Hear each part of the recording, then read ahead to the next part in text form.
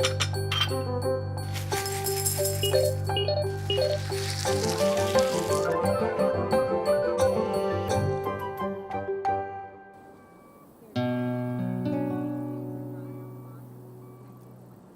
2008, the world experienced what has been referred to as a perfect storm of both natural and human events.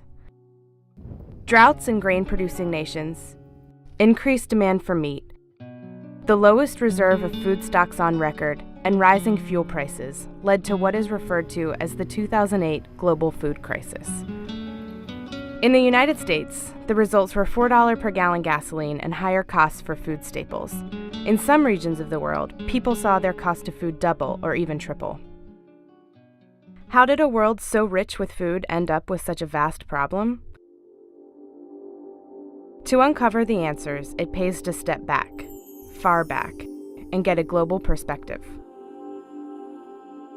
NASA satellites monitoring our planet from space are in the perfect place to help us see the global picture.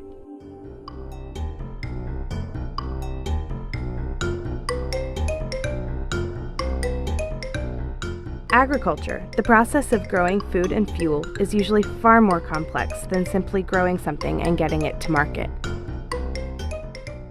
Because it's an integrated system now and we have to tie markets, economies, food aid, political issues, and yes, making sure we have a stable economy and we have enough food to eat here. All those things tied together require us to have a very good system of being able to monitor crops and food supply. When you bring together all the actors, the people in the local communities, the national governments, the international actors, all the NGOs, and you bring them into a room, the thing that everyone can really agree on the most is the remote sensing derived production information.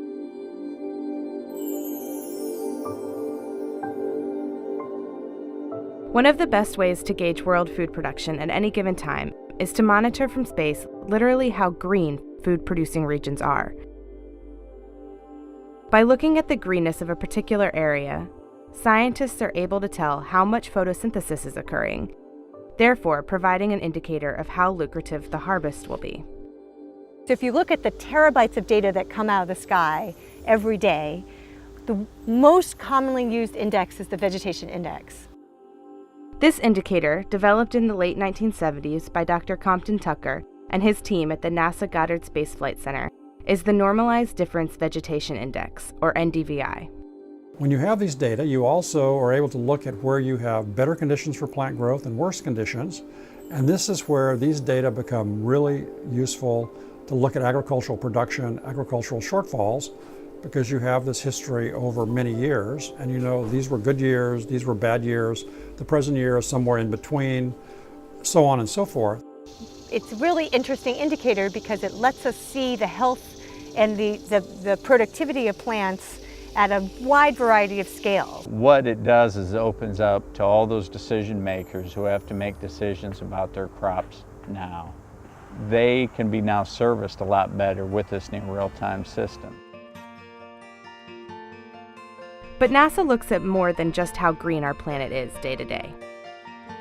In the remaining 5 episodes of this video series, we will examine in depth how remote sensing satellite data gives us a clearer picture of how our fragile natural resources, such as rainforests, are being affected by changing agricultural practices.